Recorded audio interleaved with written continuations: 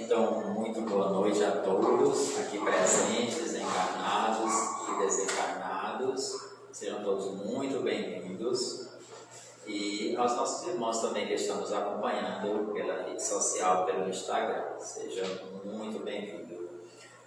Então, a gente sempre inicia, recordando a questão do celular, para a gente colocar no modo silencioso ou avião, para que assim a gente possa se conectar completamente com a espiritualidade, com Cristo Jesus, Lembrando sempre que o silêncio é uma prece. A gente vai falar um pouco da nossa programação aqui do Centro Espírita Irmã Sheila, que toda segunda-feira às 19 horas é o nosso Evangelho Terapia com irradiação e paz aqui presencial, como a gente está agora nesse momento, e é aberto ao público. Às terças-feiras, às 20 horas, é o estudo sistematizado da doutrina espírita, que é o ESD. Esse estudo ele é online pelo Google Meet. Às quintas-feiras, a cada 15 dias, às 21 horas, o estudo das obras de André Luiz, também online pelo Google Meet. E toda última sexta-feira do mês, às 18 horas, temos a Caravana do Evangelho, que no caso as pessoas que geralmente quando fazem o atendimento fraterno, se tiver alguma solicitação, é feito esse atendimento também do Evangelho no lar. Todo sábado, aberto ao público, às 15h30 temos a vibração, às 16h30 o atendimento fraterno e às 17 horas a palestra pública seguida de irradiação, fluidoterapia e logo após o passe. Aos domingos, quinzenalmente, às 16h30, temos os estudos da mediunidade, que esse é presencial. Às 19 horas, também no domingo, estudo das obras Joana de Ângeles, pelo Google Meet, esse é online. E também o estudo da obra Gênese, também pelo Google Meet. Esses que são online, quem desejar, pode passar na recepção e dar seu nome, se informar que o pessoal da recepção coloca o seu nome no grupo desses estudos. O microfone está baixo ou está bom, pessoal? Está bom. Então, lembrando também, no próximo sábado, agora dia 16, o tão esperado 10º aniversário do Centro Espírita Irmã Sheila, Estamos todos muito felizes, exultantes por esse momento que a gente vem se preparando, nós trabalhadores encarnados, e com certeza a espiritualidade que cuida dos trabalhos dessa casa estão aguardando esse momento que vai ser não apenas de festividade, mas de muito consolo para todos nós, encarnados e desencarnados. Esse será dia 16, às 15 horas. Quem desejar se inscrever, tem um link. Quem ainda não tiver o link pode passar na recepção, que as meninas estão fazendo a inscrição. E quem estiver online pode procurar lá no Instagram do Sheila, que tem também um link para fazer a inscrição, que são vagas limitadas. E agora iremos fazer a leitura do Carlos Torres Pastorino, do livro Minutos de Sabedoria, e temos a seguinte mensagem, 51. Aprenda a respirar. A respiração é nossa principal função biológica e, através dela, fornecemos ao organismo a vida e a saúde, trazidas a nós pela energia cósmica. Tudo que vive, respira. Plantas, animais e criaturas humanas. Se impedirmos a respiração, dá-se o fenômeno da morte. A respiração é a fonte da vida. Cada vez que aspiramos, introduzimos no organismo a energia cósmica, que é o fluido divino. Aprenda a respirar conscientemente e evitará numerosas doenças. Então, com estas palavras de edificação, a vida, quem assim desejar, pode fechar seus olhos, para que assim a gente possa ter uma conexão melhor com a espiritualidade bendita desta casa, com nosso Senhor Jesus Cristo, e peçamos em nossos corações que possamos estar totalmente imersos nessa energia de amor que emana aqui nesse ambiente, para que possamos adquirir as palavras, o conhecimento necessário como remédio para o nosso corpo físico, mas especialmente para a nossa alma, necessitada da paz do Cristo, das palavras do Cristo. Que a espiritualidade inspire nosso irmão Jefferson, que irá proferir as palavras do Cristo, para que cheguem em nossos corações e possam encontrar terra fértil e assim germinar, dar uma grande árvore e que possa abrigar muitos e muitos irmãos na palavra do Cristo. Fica conosco o Mestre Jesus, nos guarda hoje e sempre, que assim seja, graças a Deus.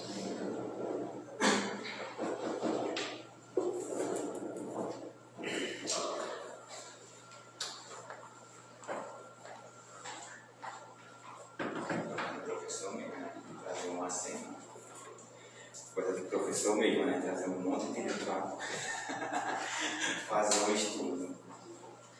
Mas desde já, muito feliz por ver vocês aqui todos, nessa noite maravilhosa, para podermos fazer esse Evangelho Terapia de hoje, onde vamos estar trabalhando o capítulo 4, né? Itens 5 a 11, que fala: ninguém pode ver o reino de Deus se não nascer de novo. E também vamos estar discutindo um pouco sobre o Livro dos Espíritos, que é a questão 29 e a questão 30, que é a gente vai falar um pouquinho sobre como é a questão da matéria aqui para nós.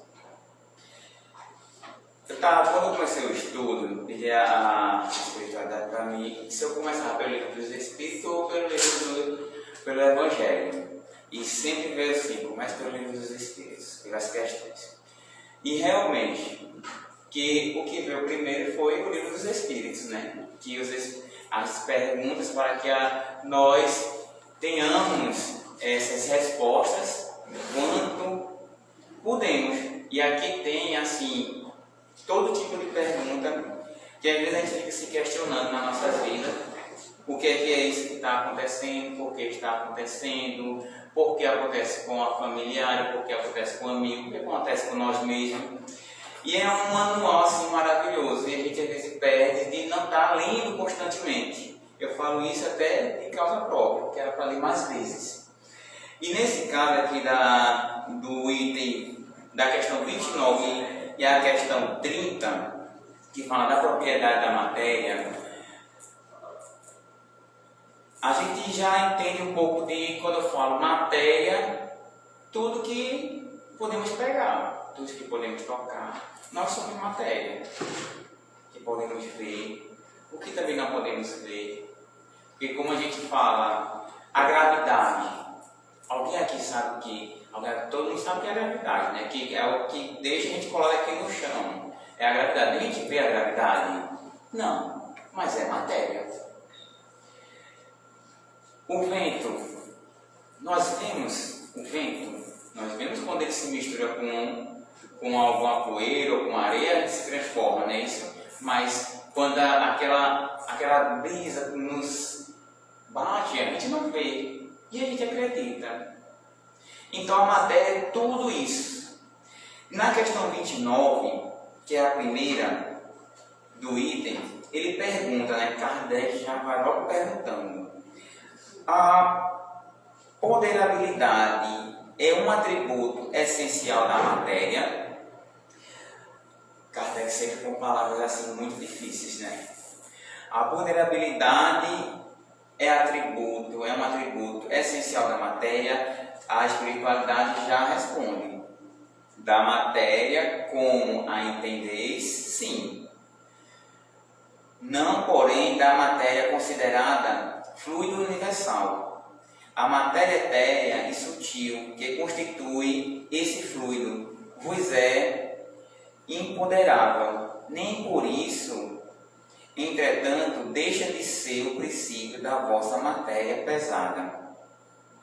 Aí ele coloca aqui um lembrete: a gravidade é uma propriedade relativa, fora das esferas de atração dos mundos, não há peso, nem mesmo pode que não há alto nem baixo.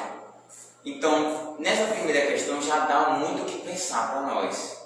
Em relação a essa questão da matéria, eu posso pegar na matéria grosseira que eu estou, mas a matéria, ela vem de onde? Esse de ponderar. É porque eu posso pegar, eu posso mensurar ainda. Então, tudo isso que nós vemos, que nós ainda precisamos, que ainda estamos, é um processo assim natural que nos é colocado. Então, por isso que é bom a gente estar entendendo realmente. Tudo temos que entender.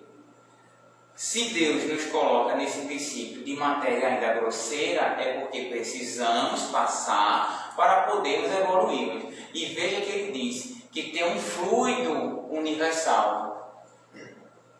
Esse fluido universal, a gente até quando a gente faz os estudos do EGE, nós vemos, né, que tem um fluido universal que é uma matéria, mas é a matéria mais sutil, mas que dá vida a todas as outras que nós vimos ou que nós sentimos. Na questão 30, ele faz um complemento. Ele diz assim: a matéria é formada de um só ou de muitos elementos? Quem já fez essa pergunta, não é? Quem já fez? Porque quando nós aprendemos lá no ensino médio, que é aquela tabela periódica, aquele monte de elementos que constitui tudo, a gente fica somente pensando naquela situação, né? Meu Deus, a gente é constituído de prótons, elétrons, átomos, aí vem aqueles outros elementos lá que vão constituir outras situações e não imaginamos que aquilo ali é matéria e que é constituída de outra matéria primordial, que a gente fala aqui de fluido universal. Que Deus nos dá esse processo. Veja que nós temos aí já uma outra situação, espírito e matéria. Eles têm que andar junto para poder evoluir. E nas questões que ele coloca aqui da matéria, para que a gente entenda, ele diz como resposta, né? A matéria é formada de um só ou de muitos elementos? A espiritualidade responde: de um só elemento primitivo. Os corpos que considerais simples não são de verdadeiros elementos, são transformações da matéria primitiva.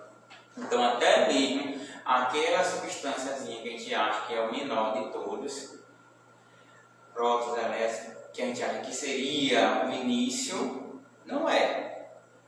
Também é gerada pela matéria primitiva, que a gente vem chamar como fluido cósmico, fluido universal ou fluido cósmico universal, que Deus criou para poder dar gerado tudo isso. E eu lembro que quando eu falava da constituição da nebulosa, é uma coisa assim bastante científica, mas a nebulosa nada mais é que esse emaranhado de energia que se condensa e transforma tudo isso que nós estamos. Os planetas, os sóis, as estrelas, as plantas, a água. Tudo isso que nós estamos vendo aqui é constituído de uma sutileza primitiva, que é o fluido universal. Então a gente está envolto nele.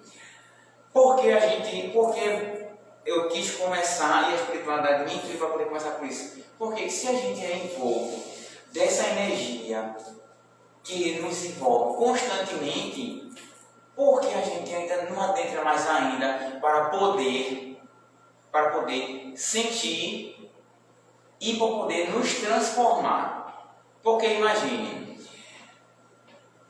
a gente às vezes reclama de tantas coisas. Às vezes a gente passa por tantas situações e esquecemos dessa energia que nos envolve, que ela transforma. Veja que o tempo vai passando e a gente vai se transformando. Pode ver, você pode estar na maior desespero que for, mas o tempo passa e você passa por aquele desespero. E você fica o quê? Mais forte. E isso que é esse fluido universal. E a matéria que nós somos ainda grosseira, ainda aqui, ela vai se transformando. Ela não é estática. ela vai se transformando constantemente. E nessa questão 29 e na questão 30, vem trazer para nós esse processo de lembrarmos que estamos constantemente nos transformando e que estamos envolvidos em uma energia que faz com que a gente se transforme para algo maior. Mas que algo maior é esse? Imagine dentro de você. Porque o algo maior meu não vai ser igual ao da Lucélia, não vai ser igual ao do Márcio, não vai ser igual ao do Enzo. Porque cada um tem um pensamento para onde é que você quer chegar. E realmente você vai chegar. Mas você precisa dessa matéria grosseira para poder passar por esses estágios. Então, quando estava pesquisando, veio uma frase do Espírito Milanês que diz assim: a formação da matéria segue leis que orientam a descida da energia divina na mais perfeita harmonia que podemos pensar. Olha aí, a formação da matéria segue leis que orientam a descida da energia divina na mais perfeita harmonia que podemos pensar.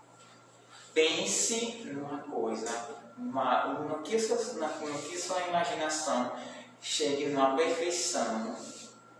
Tente chegar nesse pensamento que você vai ver que a coisa ainda é mais perfeita ainda.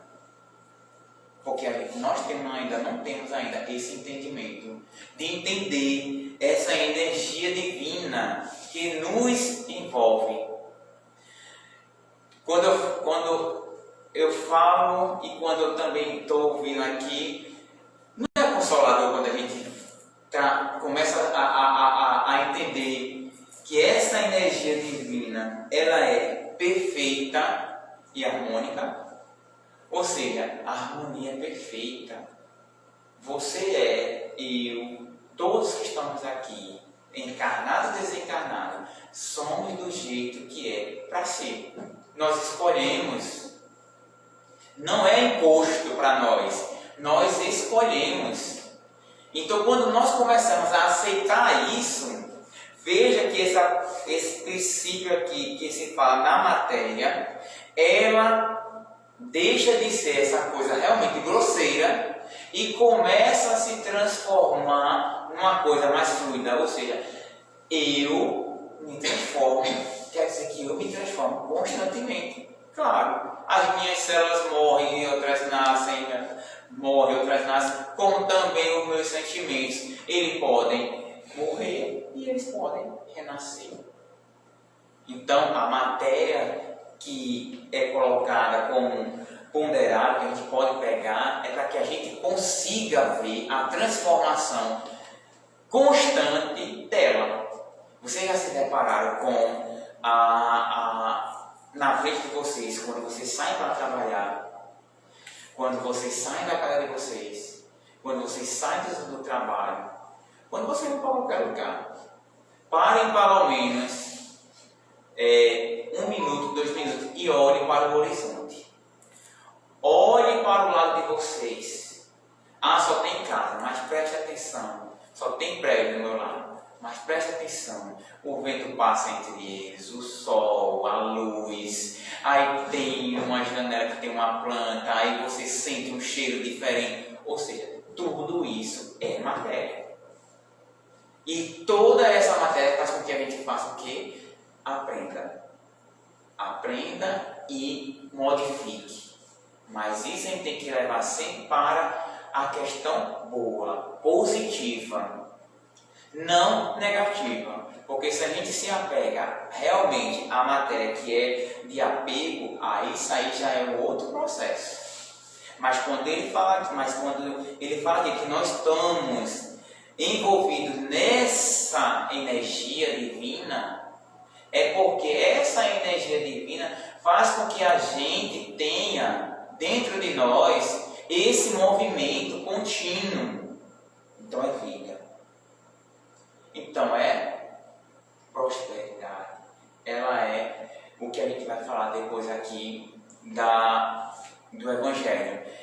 que não ia caber no que era distinta, né? Eu falo da matéria depois do Evangelho. Mas só que o Evangelho é falando de reencarnação. Quando ele adentra ao capítulo não se pode ver o reino de Deus se não nascer de novo, nada mais é que um processo reencarnatório. E quantas vezes nós já não vimos na matéria para podermos aprender e estar constantemente aqui, e a gente ainda está aqui, né? E a gente ainda está aqui, nesse processo, porque ainda estamos aprendendo. Então aí eu já pego e passo para o Evangelho, que a gente no Evangelho de Jesus, no capítulo 4,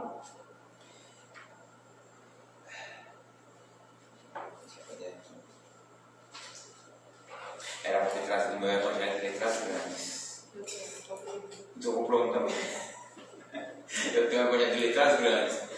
É porque eu sou teimoso, gente. Olha, eu estou precisando do óculos. Aí o que é que eu faço? Fico deixando. E fico protelando o uso do óculos. Mas no Evangelho, capítulo 4, ninguém pode ver o reino de Deus se não nascer de novo. Quantas vezes eu já me questionei com essa frase? E quantas vezes ela me deixava eu muito confuso? Até mesmo na época quando eu não tinha esse entendimento espírita. Mas agora, essa frase ela me consola demais. Porque eu sei que eu posso nascer de novo. Mas eu tenho que fazer o máximo possível para se melhorar. Mas eu sei que eu posso nascer de novo. E o item que nós vamos trabalhar é o item 5 até o item 11, que fala vários exemplos de Jesus, que Jesus nos coloca sobre o processo da reencarnação, lá naquela época. No item 5 ele diz assim: ora, havia um homem entre os fariseus chamado Nicodemos, senador dos judeus, que foi à noite encontrar Jesus e lhe disse: Mestre, sabemos que vieste da parte de Deus para nos instruir como um doutor, porque ninguém poderia fazer os milagres que fazeis se Deus não estivesse com ele. Jesus lhe respondeu: em verdade vos digo, ninguém pode ver o reino de Deus se não nascer de novo. Nicodemos lhe disse: como podemos nascer um homem que já está velho? Pode ele entrar no ventre da sua mãe para nascer uma segunda vez? Jesus lhe respondeu: em verdade vos digo, se um homem não renasce da água e do Espírito, não pode entrar no reino de Deus. O que é nascido da carne é carne, e o que é nascido do Espírito é Espírito. Não vos espanteis do que eu vos disse, que é preciso que nasça de novo. O Espírito sopra onde quer e onde sua voz, mas não sabeis de onde ele vem e nem para onde ele vai. Ocorre o mesmo todo homem que é nascido do Espírito. Nicodemo, ainda com aquela dúvida, ele questiona, ele diz: como isso pode se dar? Jesus lhe disse que sois mestre em Israel e ignoras essas coisas. Em verdade vos digo, que não dizemos senão o que sabemos, e que não testemunhamos senão o que vimos. E entretanto, vós não recebeis nosso testemunho, mas se não me credes, como vos falo das coisas da terra, como me crereis quando vos falar das coisas do céu?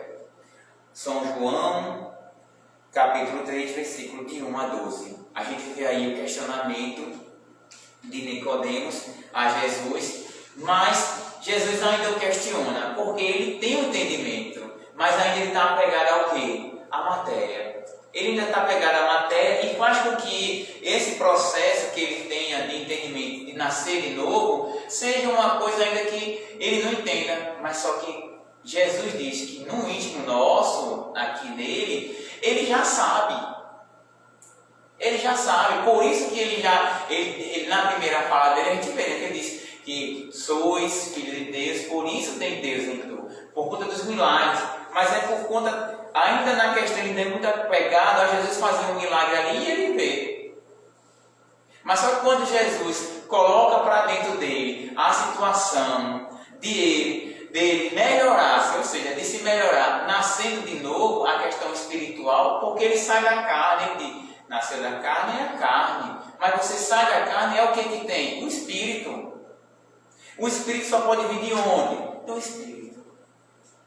Esse corpo aqui, o que Jesus colocava aqui para ele, porque aqui essa linguagem, quando a gente faz, a gente tem que perceber que lá naquela época também tinha um pouco entendimento sobre esse processo. Por isso que Jesus repete várias vezes a mesma situação. Ele não decorre de outras falas, porque até mesmo o processo de linguagem deles eram não poucas, até mesmo para Nicodemos, que mesmo sendo um doutor da lei, uma pessoa que já tinha um bom entendimento, ele ainda ficava com esses questionamentos. Mas para nós que agora já estamos aqui com esse entendimento, temos a necessidade de ser Nicodemos, de questionar. Não temos mais essa necessidade. Não é para nós não estar mais questionando a questão da nossa vida futura. Nós somos espíritos, nós sabemos disso. Toda noite, é o que é colocar, toda noite nós morremos e toda manhã nós nascemos. Mas isso é uma figura de linguagem para a questão de quando nós estamos dormindo, nós estamos em desdobramento. E esse desdobramento faz com que o nosso espírito ele viaje para onde as tendências ou as situações que tem no nosso dia possam ir.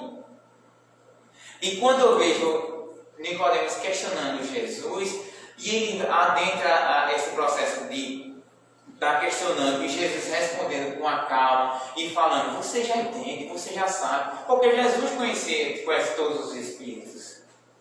Jesus já conhecia o espírito dele. E sabia que era o processo que ele tinha que ter futuramente. Que agora, não foi Nicodemos não.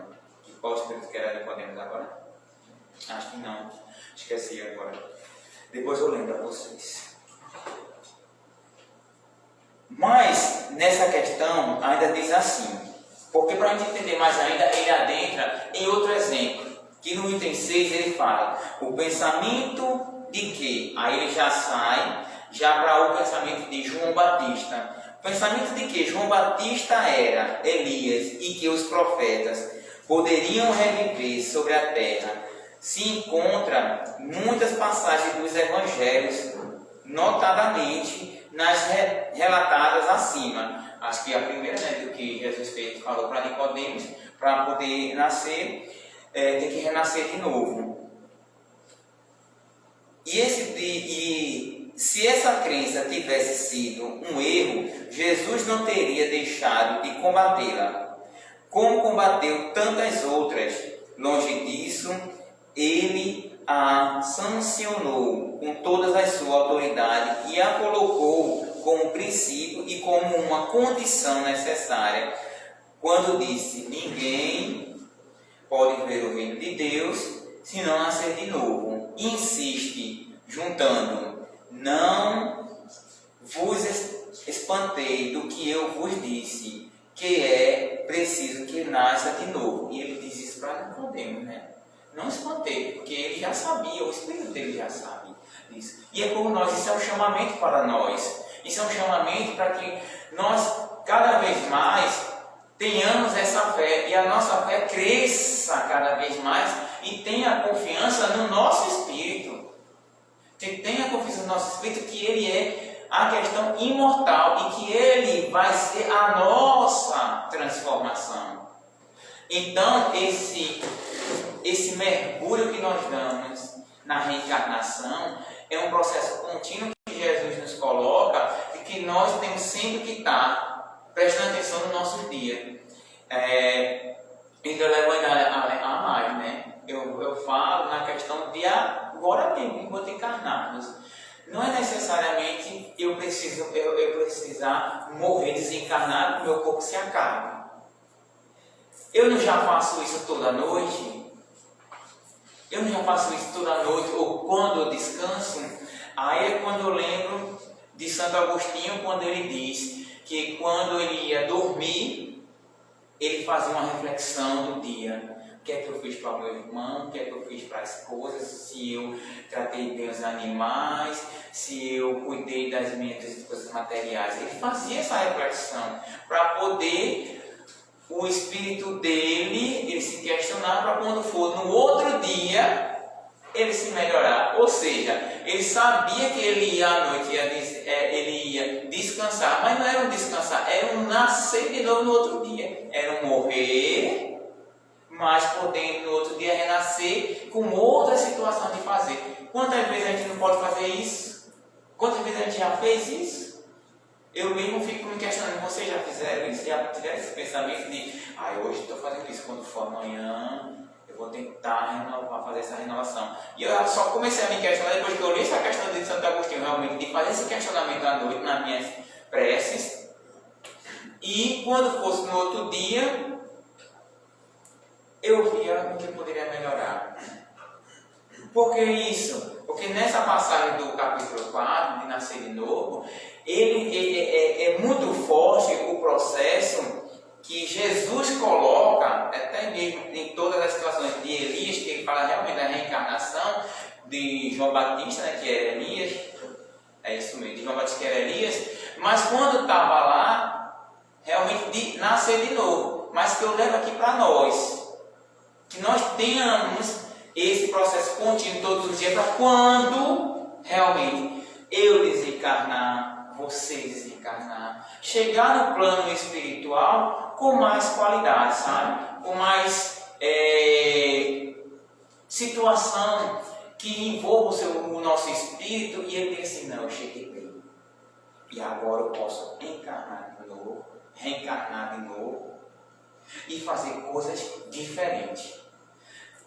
E no item 7, ele diz assim, estas palavras, se um homem não renasce da água, aí ele usa de algumas analogias, renasce da água e do Espírito, foram interpretadas no sentido de regeneração pela água, do batismo. Na questão quando a gente era batizado, né, que a gente tinha que nascer porque se batizou. A Igreja Católica usava muito isso, né, ainda usa. Que para você realmente estar como um cristão, você tem que ser batizado. Aí sim o seu espírito agora pode caminhar mediante a igreja está ali colocando para você. Mas só que quando ele fala isso, ele diz assim, mas no texto primitivo trazia simplesmente, não renasce da água e do Espírito. Ao passo que, em certas traduções, a do Espírito se substitui do Santo Espírito, que já é outra situação. Espírito é uma coisa, o que não responde mais mesmo pensamento. Esse ponto capital ressalta dos primeiros comentários feitos sobre o Evangelho, assim como era um dia constatado, sem equívoco possível. Para compreender o sentido verdadeiro dessas palavras, é preciso igualmente se reportar à significação da palavra. A água que não era empregada na sua acepção própria. Os conhecimentos dos antigos sobre a ciência física eram muito imperfeitos, pois acreditavam que a terra tinha saído das águas e por isso consideravam a água como elemento gerador absoluto. E assim, na Gênesis, né, está dito, o Espírito de Deus era elevado sobre as águas, flutuava na superfície das águas, que o firmamento seja feito no meio das águas, e que as águas que estão abaixo do céu se reúnam em um só lugar. Então a gente vê aqui constantemente a questão da água como matéria mesmo, para poder que dali se construía tudo. Mas a gente sabe, mas aqui, quando Jesus coloca essa água A gente foi lá no comecinho, o que é a matéria é constituída? Do fluido universal. Isso que é a verdadeira água, que se transforma. É onde Deus está. Essa é a água. A analogia que Jesus colocava, porque como ele coloca aqui, era ainda muito imperfeito na questão da linguagem, da própria linguagem. Então necessitava dessa analogia mais simples para que eles conseguissem entender. Imaginemos um oceano. Tudo que está ali dentro daquele oceano, uma coisa mais prática, não é a vida acontecendo? O oceano, o rio, o que for. Mas se a gente der um mergulho, se a gente pudesse mergulhar sem nenhum aparelho, somente ir lá embaixo, a gente ia estar envolvido também naquele líquido. E que ia ser o transformador. E que seria o processo que era para que a gente acontecesse da nossa reencarnação. Então Jesus usava essa questão dessa linguagem para que a gente entendesse mais ainda que essa água que nos envolve é esse fluido universal. E é Deus. E é Deus. Então,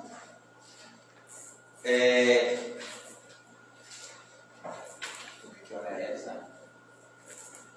Meu Deus, que fogo! Já deu 7h40 aqui, gente.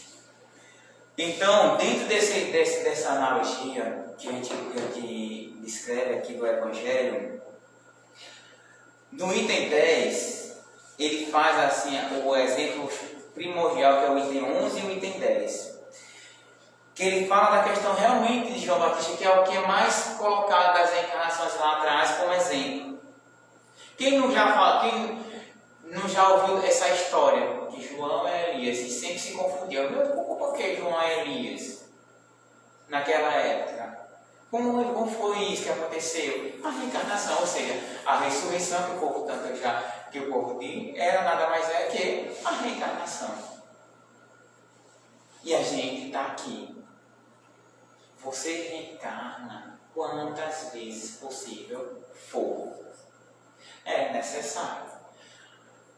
Imaginemos aqui quando ele coloca para o nosso entendimento, que eu fiz até uma sucinta que diz assim: João Batista era Elias, reencarnado. Assim, temos mais uma afirmação positiva. Ele diz que é uma afirmação positiva, como tantas outras tem dentro do Evangelho.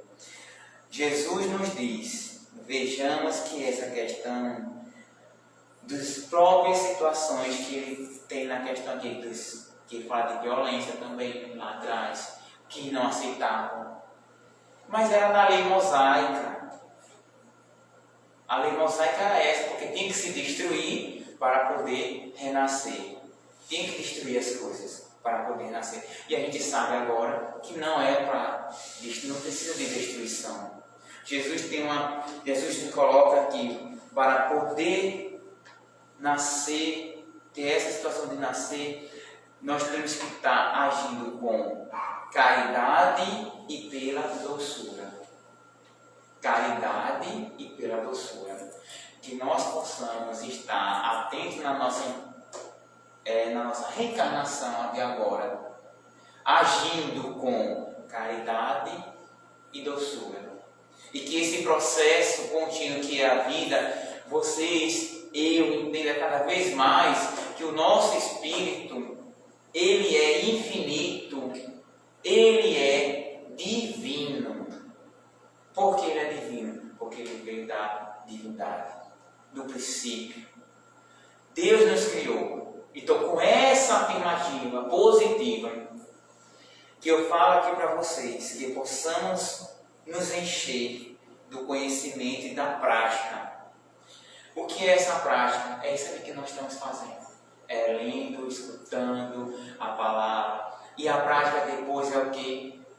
Com o nosso irmão, no nosso dia a dia. Saber que amanhã, com a graça de Deus, eu vou estar renascendo e podendo fazer algo diferente. Com caridade e doçura. Caridade e doçura, duas situações assim, perfeitas, né? Como é que eu vou agir com caridade? Eu posso agir com caridade dando somente algo, né? Vou dar isso aqui. Mas eu também posso agir com caridade numa fé, numa palavra, num abraço. Isso que é a doçura. Nas atitudes, o processo da reencarnação é trazer a gente para dentro de nós e saber que nós somos espíritos imortais, espíritos divinos, espíritos que têm uma bondade, e essa bondade tem que ser colocada para fora. Todos nós estamos aqui nesse mundo de provas e expiações ainda, em um processo de regeneração, porque necessitamos.